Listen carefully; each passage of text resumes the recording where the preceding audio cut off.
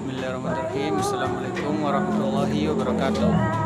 Perkenalkan, nama saya Irfan, Prodi Teknologi Pendidikan.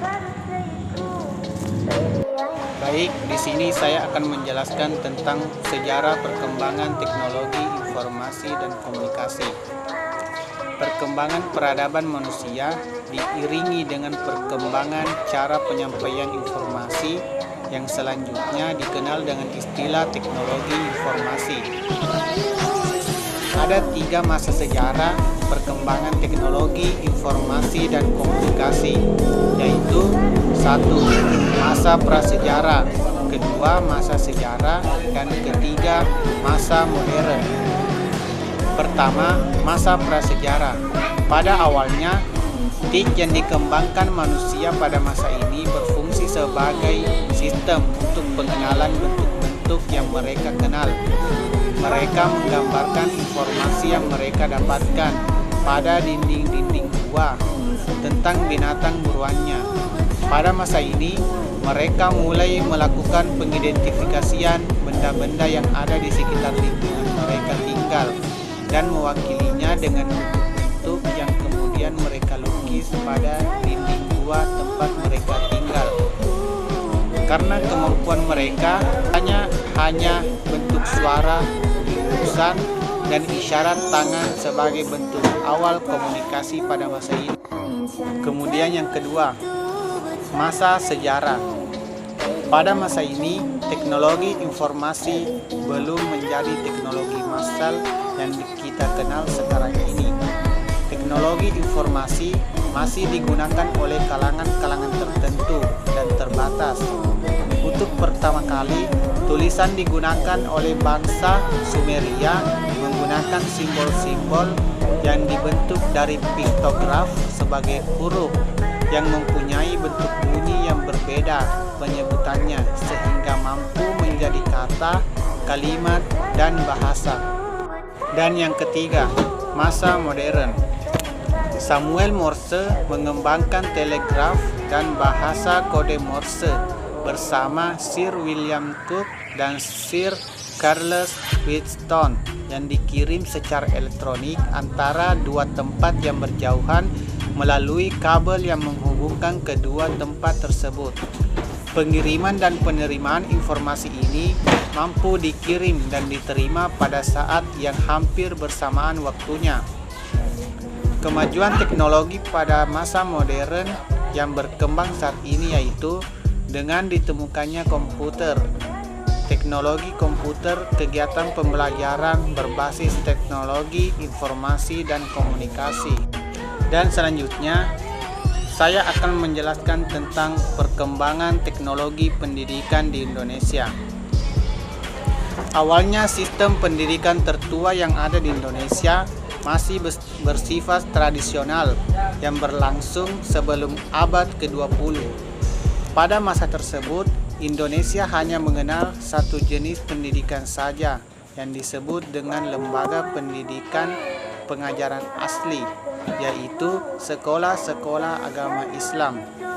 Dalam perkembangan selanjutnya, setelah Indonesia merdeka, lembaga-lembaga pendidikan dasar Al-Quran mengalami penyempurnaan kurikulum, sistem pendidikan, dan beberapa aspek kependidikan lainnya, sehingga memunculkan sebuah lembaga pendidikan baru yang disebut dengan Madrasah Diniyah.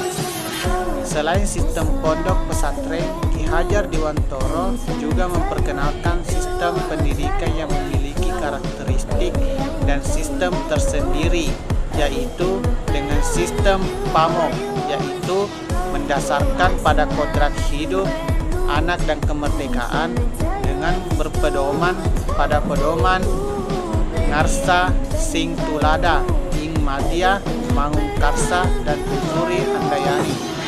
Pada perkembangan selanjutnya, di Indonesia muncullah School Broadcasting pada tahun 1951 sebagai usaha perintisan yang meliputi Jakarta, Bandung, Bogor, dan Cirebon.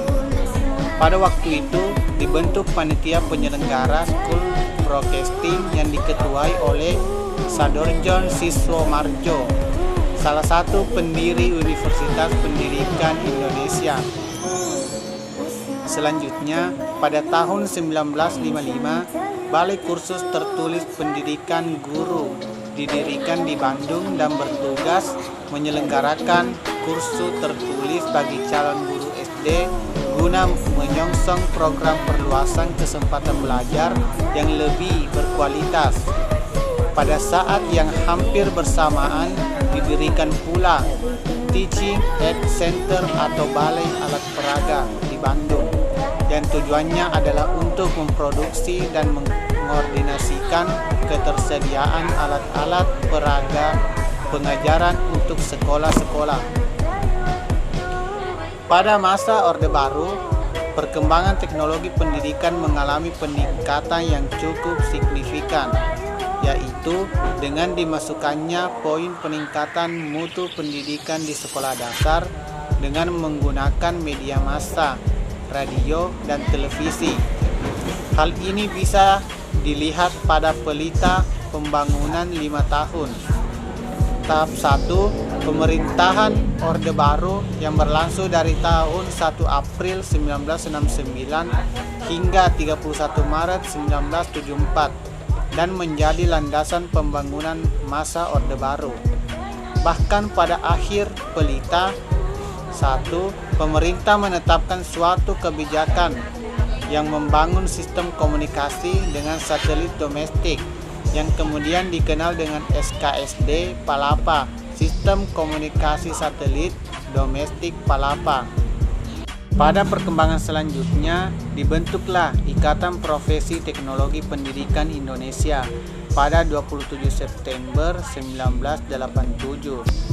Teknologi pendidikan semakin menemukan momentum pentingnya pada saat dimasukkan ke dalam GBHN 1993 pada bagian kesejahteraan rakyat, pendidikan dan kebudayaan. Pada poin-poin butir teknologi dalam dunia pendidikan bisa dibentuk software berupa program pembelajaran yang dapat dipelajari oleh siswa secara individual. Hardware adalah hasil-hasil produksi dari rekayasa teknologi yang digunakan dalam pembelajaran seperti papan tulis, gambar, dan model.